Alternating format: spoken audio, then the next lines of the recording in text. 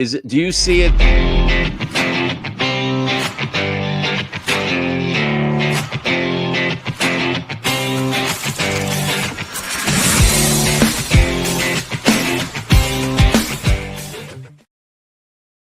Well. Here we are. It is, of course. Let me see. Oh, okay. That looks good. Yeah. No, wait. Let's move it over this way a little more. Over here. Oh, look at that. That's. Oh, yeah. That's much better. Yeah, that works. Yeah.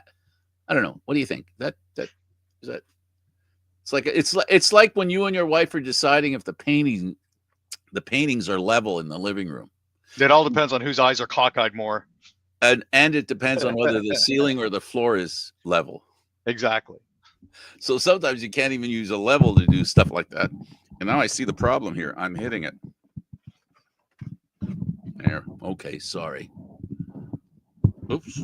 There. All right. I created a new stand, and I'm beginning to wonder whether it was a good idea or not. Well, Aaron, it's getting to the point where Aaron is ready to do something and Frank isn't. And I'm just wondering, what's it like for people organized such as yourself to have to work with people like me who just can't get their schmidt together? It's not even necessarily that I'm more organized. It's I have less to do when it comes to the actual running of this channel. You're more hands-on and have more stuff to do behind the scenes. That's I just get to sit in front of the camera and look pretty. excuse. That's no excuse. No excuse. Nope. Not going to go there. Not going to be that. All right. Listen, I guess I'm really, the root of my problem is I'm in shock. I'm in shock because the Leafs won a hockey game. And that's fair. I think they managed to shock a lot of people too. I don't think anyone expected William Nylander to both open and close the scoring for the game. So, there's that. Well, if it wasn't for his scoring, the game would have been tied 1-1. No, it would have been 2-1 Exactly. Leafs. Would have been 2-1 Leafs. But after that rather spectacular, he called it an impulse move. But it was nice to see him manage to crack a smile out of that, saying it was nice to get on the scoreboard that early. Did you see his post game? I did. It was hilarious. When they asked him about the own goal, and he just, okay, bye. Exit stage left. But yeah, it was one of those things where you weren't expecting that, but the Leafs did manage to put a complete game together for a change. I thought they had a very, very good second period going until Jake McCabe managed to start taking penalties. I think he took two in the second period alone, which makes things just a little bit more difficult. But at the end of the day, it took them 4 minutes and 6 seconds of overtime before Big Johnny T, scrumming along the boards, kicked it free to Riley, who managed to pop it over to Nylander, who absolutely deked Binnington out of his pants and put it in the back of the net. So happy days, the Leafs have won. I have to say, John Tavares, his whole career has been about controlling a puck, keeping a puck along the boards. And this was high up on the boards. This was near the blue line this time. And he was competing for a puck with 3 opponents. It could have been 4, but there weren't 4 of them on the ice. The goaltender would have had to gone after him. It's amazing that John Tavares he really is the guy that should be the captain of the Maple Leafs. We've seen the Matthews version of the captain of the Maple Leafs, and now we see Nylander and how he's playing, and then we see Tavares how he's playing, and it's that kind of dogged determination that has been lacking from the Leafs so far this season as a team. Without pointing at any individuals, we could, because you could pretty much, it doesn't matter. You could just wave a stick in the air, and wherever the stick, like, when you pick teams, when you play hockey, pick up hockey, you throw the sticks in it. You could throw all the sticks in the middle of the ice, and it doesn't matter which stick you pick. That guy's not working hard enough, except for one, and that's John Tavares. That goal, that victory was all on him and who he is and how he plays. And it's been difficult. The Leafs, believe it or not, currently have 8 people on the injured list. Amongst the walking wounded are their starting goalie, Anthony Stolars, Chris Tanev, Scott Lawton, Austin Matthews, defenseman Brandon Carlo, Nicholas Roy, Matthew Nyes, who was ruled out an hour before the game yesterday, and Sammy Blais, who left in the middle of the game, according to Berube, coughing up blood. So, this is one of those situations where not only have you lost Marner, but you now have 8 guys that are out for this particular season, and you have to start to wonder if their 9-9-2 start is as a result of the fact that A, they're down Marner, B, they're also down 8 guys when it comes to injuries. And now these guys haven't been injured the entire time, which means that the Leafs have just been bad, but it's certainly not helping the situation. This is, I think, one of their worst seasons since 2016-17 when they were 10-7-3 to start the season. So it's rough. This is a team that has injuries, yes. I just think this is a team that I'm going to write it off to after watching for as long as we've watched so far this year. Almost a quarter of the season has gone by. And I think that the best excuse you can make for this Leaf team isn't that Marner isn't there, isn't that there's injuries. The injuries are going to supplement and compound my excuse. And here's my excuse. A lot of new guys in the lineup and a change in structure, the way the team plays, is basically an excuse for them not to get off to a really good start this season. Having said that, they better get their Schmidt together, because quite frankly, if they don't get their Schmidt together soon, if at Christmas time they're continuing on the trend that they're on right now, Christmas time to March and April is going to be a March and a half. When you got a first line of Robertson, Tavares, and Nylander, things are definitely interesting. McMahon, Domi, and Cowan on the second line, Michelli, Jacob Quillen, and a day-to-day game-time decision, Sammy Blais for the third line, and then a fourth line of Joshua, Lorentz, and Yarncrook is certainly an interesting look. Troy Stetcher gets thrown into the lineup right away. Picked him up on waivers off the Edmonton Oilers. Dakota Mermis is up there, but I mean, you look at the first Myers. line. No Myers. No. I think Philippe Myers has maybe played his last game in a Leafs jersey.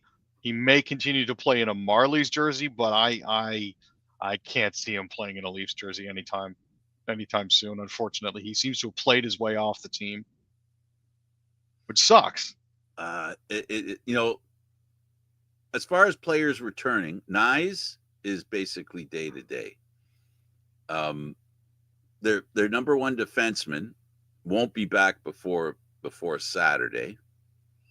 Lawton, you have here, he could return Thursday, and the rest of them, I don't know. I really think, Aaron, the thing of it is that this team have to connect. I think the word that the GM used was very appropriate. This is a disconnected team that needs to connect, not even reconnect, because they haven't connected yet. And that's it would be great if they had Konecny. If they had Konecny, then they could connect with Konecny. Yeah, but see, what would we have to give up in order to get Konecny? Well, they could get rid of a Meyer of a problem. This is possible. But I doubt you could get him for that. I don't think they would take him. Well, here's the thing. It's going to have to be screwed together somehow, and I think a Robertson might be the best solution for that too. Well, but you never know. Let's go. So Lawton will be back Thursday, maybe? That's the possibility that we're looking at this point, yes. Now, tell me about this. Let's go to the PWHL, and this thing caught my attention. The Ottawa Charge could be moving. Yeah. So the issue that they're coming across is this. Ottawa City Council recently voted 15-10 to move ahead with a $419 million plan to renovate Lansdowne Park. Now, Lansdowne Park, as you know, is home to the CFL Red Blacks. Absolutely. And adjoining that is a hockey arena, which is home to the Charge and the the Ontario Hockey League Ottawa 67s. The issue that we have is this. Their actual plans for the renovation are to reduce the arena's capacity from 8,500 to 6,600, including about 900 spaces for standing room only patrons, for a project expected to break ground this year, that is 2025, and run for the next 8 years, culminating in 2033. That would mean that the Ottawa Charge would be down approximately 20% to 23% in seating alone for the next 8 years. Now, as it currently stands, the Charge average nearly 7,000 fans a game. They enjoy larger turnouts, obviously, on the weekend when more people can make it out to Lansdowne Park. But like the fact that they'd be reducing capacity by 23% and not doing anything to actually help change it is a huge issue. It's not the capacity reduction that matters. It's the ticket sales reduction. Yeah. It's right. crippling ticket sales. B, it's reducing capacity. C, it's a long-term thing. Now, one of the solutions is to have people drive 40 minutes outside of downtown Ottawa to the Canadian Tire Center, which is why getting this arena in at LeBreton Flats is so important. Could they put the Canadian Tire Center on wheels? Unlikely.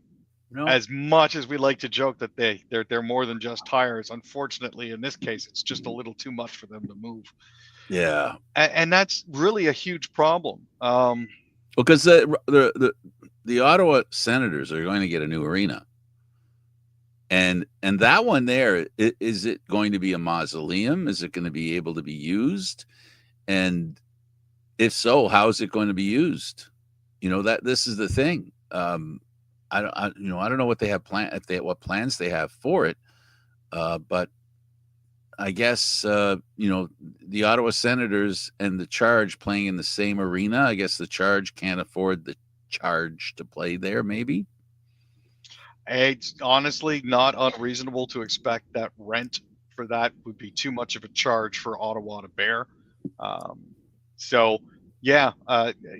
One of the league officials for the PWHL said, the only certainty at this point is the fact that the Charge won't be playing there once everything is done, because they literally can't afford to have that. It's just not an option for them at this point. Well, then it becomes a question. Well, you know what? The financial ramifications of such a thing to the Ottawa Charge, who are not, I don't think they can. It's 6 of one, half dozen of the other. They pay more to go in a bigger arena that costs more to do, and then they get the seats back that they were selling. Maybe, considering how far away they are, and even if they did get the seats covered back, how much of those extra seats in shrinking the Lansdowne Park arena? Do you know what I mean? Like you can have more people, but how much of that money is actually going to go in your pocket than go in the arena's pocket? So.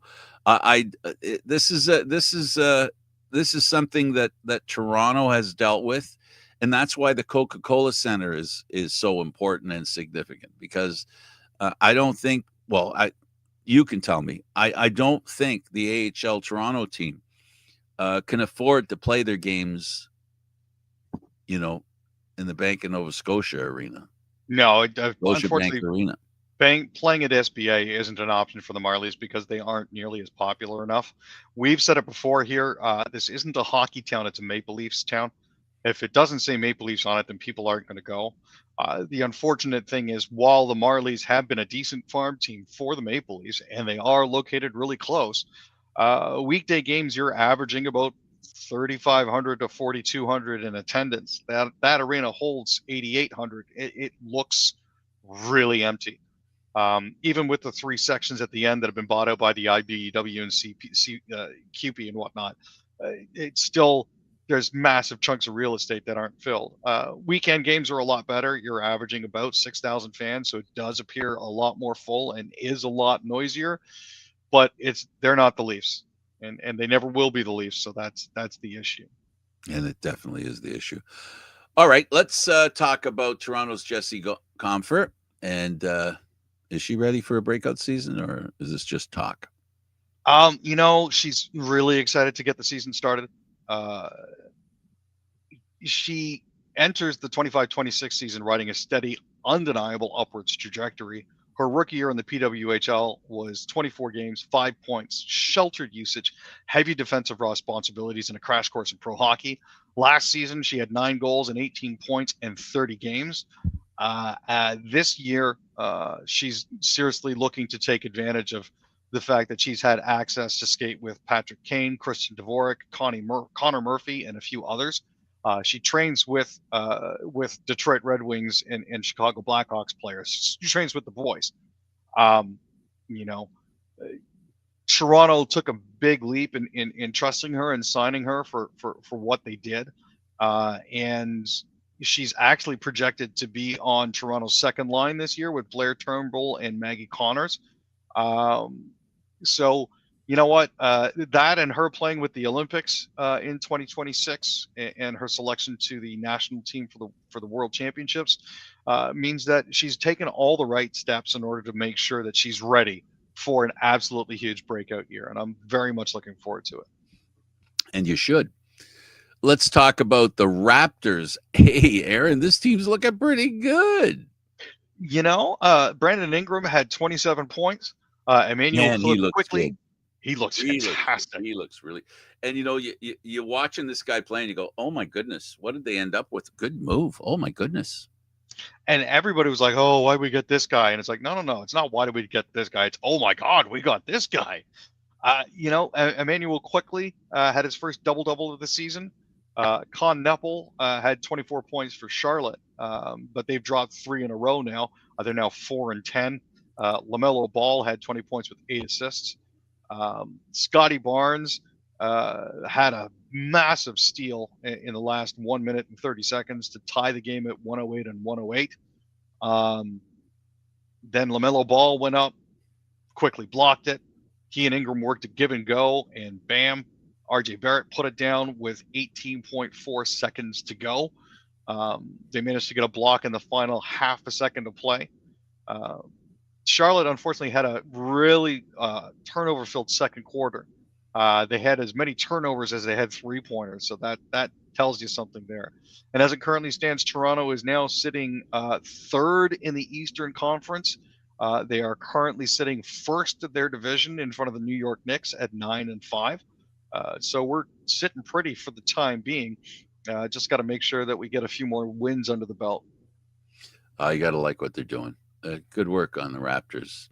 Let's talk about the Blue Jays. So Bichette turned down the qualifying offer. Yeah.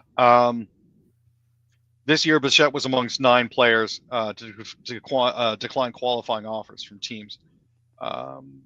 4 major leaguers accepted the offers, which for the 2026 season were set at $22,025,000 US. That is the mean salary of the 125 best paid players in MLB. Shota Imanaga of the Cubs, Gleyber Torres, Brandon Woodruff, and Trent Grisham all accepted theirs. Along with Bichette, however, rejecting the qualifying offers were Kyle Tucker, who the Jays are reportedly interested in going after, not to mention Kyle Schwarber, Ranger Suarez, Dylan Cease, and Michael King, Edwin Diaz, Zach Gallen, and Framber Valdez, sorry. So as it currently stands,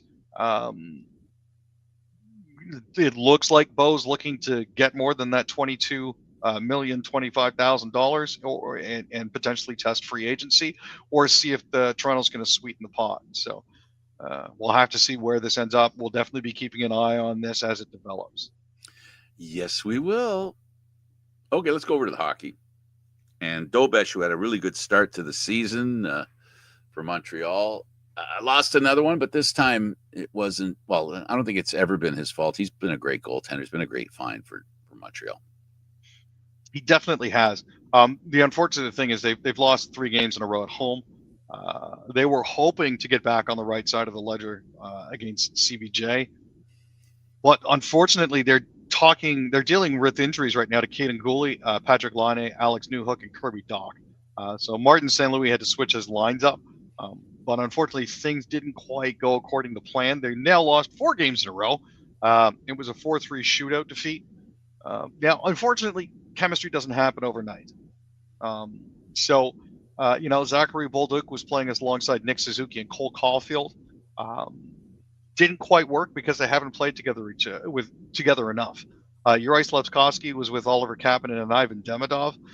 It was a little bit easier for them to play together because there's at least some familiarity there. But yeah, at the end of the day, you're trying to pastiche guys together, and like the Maple Leafs, they just don't seem to be clicking. I think you also have to take into consideration that every new team, and especially a new team that has success, raises the specter of being basically other teams are taking note of what they're doing, and they're trying to figure out how to beat Montreal. And the more they play, the more reason they have to believe they can figure it out.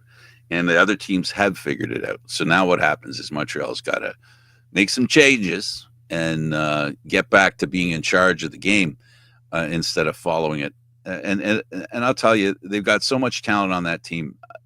It's not easy because there's a lot of talent in the league. Yeah, there's far too much talent, not enough teams. Basically what it boils down to. Absolutely. Ottawa Senators, Nick Cousins fined by the NHL for embellishment. That is a penalty. They're calling that now? Finally. It's been a long time coming for our dear Nicky boy there. The NHL has finally confirmed that, yes, Nick Cousins is a diver. They announced on Tuesday that the Senators winger would be fined $2,000 US for embellishment. He already got a warning. So the fine was imposed because there was a second incident. The original incident was against the Washington Capitals back on October 25th. So they said, don't be a dummy. Nick Cousins then proceeded to embellish again, and it was for an incident at 8:22 of the first period during a game versus Utah on November 9th, where J.J. Peterka was assessed a minor penalty for interference on the play.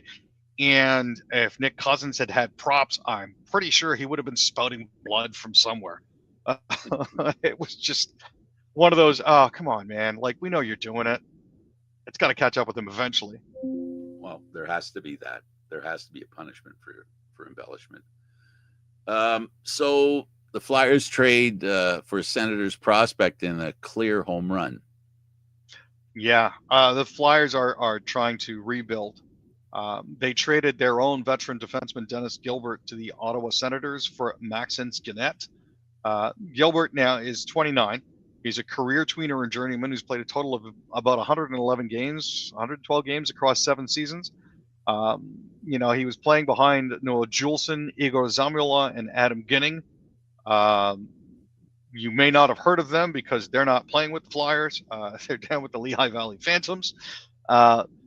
So it's one of those things where they managed to get somebody that they thought could be useful in exchange for somebody that may be useful. There's that difference, right? Can be versus maybe. So, they're doing the right things by getting the right pieces in place. And it doesn't necessarily harm Ottawa because their prospect pool is deep enough as it is. Yeah, well, they have trade chattel. Yeah. They have it. Let's talk about the Jets, and they beat the Blue Jackets, a future opponent of the Maple Leafs.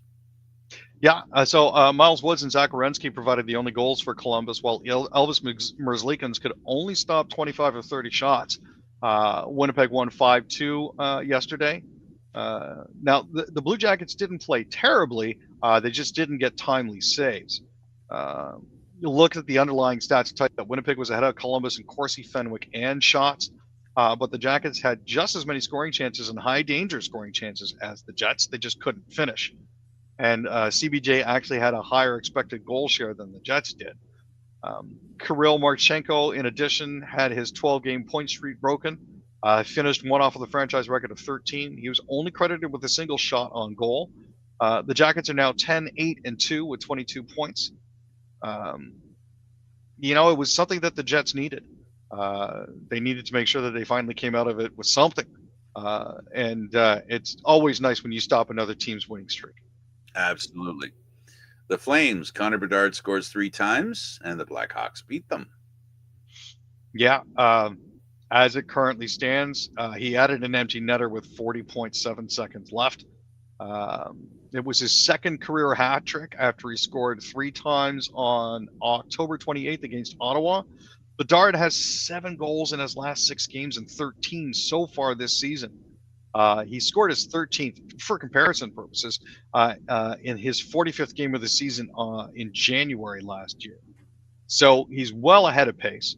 Now, Rasmus Anderson, on the flip side, had a goal and an assist for Calgary. Matt Coronado also scored, and Dustin Wolf stopped 18 shots. But at the end of the day, Calgary just didn't have enough. They're going to be playing the Sabres tonight, and the Blackhawks are going to be hosting the Seattle Kraken on Thursday.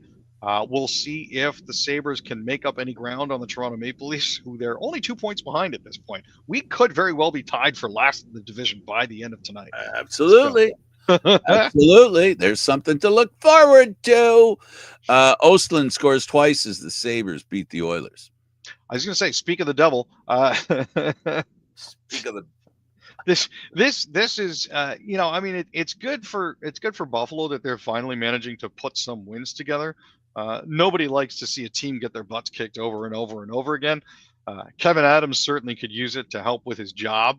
But yeah, Buffalo is currently sitting at 7-8-4 with 18 points, 2 points behind the Leafs, who are 9-9-2 with 20 points.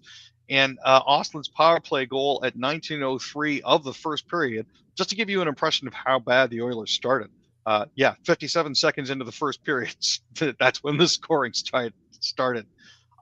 Roslovic tied it when he extended his point streak to 5 games with his 4th goal at 4:29 in the second. Buffalo took a 3-1 lead with 2 goals in a minute 2 during the second period. Byram's goal at 8:41 gave the Sabres a 2-man advantage, and Malliston made it 3-1 at 9:43. Ostlund's second goal came in a shot through a screen by Malliston at 7:55 to the third, and Tage Thompson added an empty netter at 17:37 to make it 5-1. This is the 4th time that Connor McDavid has been held without a point. And like, of all the teams to hold him pointless, it's Buffalo. I don't get what's going on in Edmonton, Frank. I really don't. I gotta tell you, when he took the pay cut, I thought, that would have been a good sign. But they start slow all the time, and I don't know whether their coach is not doing as good a job as he did before. But anyway, a former Sabre, Bennett, for Florida, helped beat the Canucks. Yeah, he got the tiebreaker at 4:02 of the third period. Seth Jones had 2, Luke Cunnin, Evan Rodriguez, Anton Lundell, AJ Greer, and Brad Marchand also scored for the Florida Panthers. They had a season-high scoring total for their 3rd win in 4 games. Sam Reinhart also had 3 assists, and Carter Verhaeghe chipped in with 2. Sergei Bobrovsky had 10 saves on 15 shots, so that's like a .666 saves percentage, which is not really good. Not Bobrovsky-ish. You know what, though? Even though he had a game, he still managed to win, so go figure. That's what happens when you play for a good team. You can suck, and they can still win. No, as long as you get the support you need, right? All right, so Aaron, the Leafs injuries, you talked about those during this broadcast. What I really like to know from you is, what is it that you think the GM means by connecting, that the team isn't connecting? I'm a big proponent of getting along with your teammates. And when you get along with your teammates, things are going to click.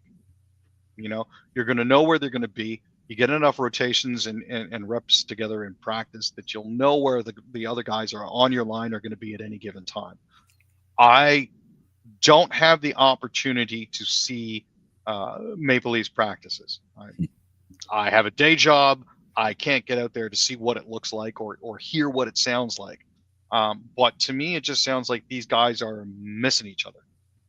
And by that, I mean they have no clue where anybody on their line is going to be at any given time. And that's why you see missed passes. You see guys lollygagging it to the bench. PP1 is notorious for this. They take their sweet time getting off the ice. I And you was can't do that. yelling at Ty Domi. Get off the ice. Get off the ice. Because the thing that bothers me, not the Leaf fandom thing, the hockey thing, that the time they're spending on ice, the TOI that they're spending, too often it's going over 2 minutes. Babcock had 45 seconds as the amount of time they're on the ice. And I think they need to do that more because they're napping while they're out there because they need a rest. It's just ridiculous. It's ridiculous.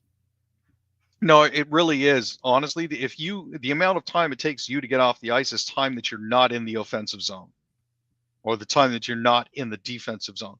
You need to get off the ice as quickly as possible. And right now they're not doing that. It's hampering changes. It's leading to odd man rushes.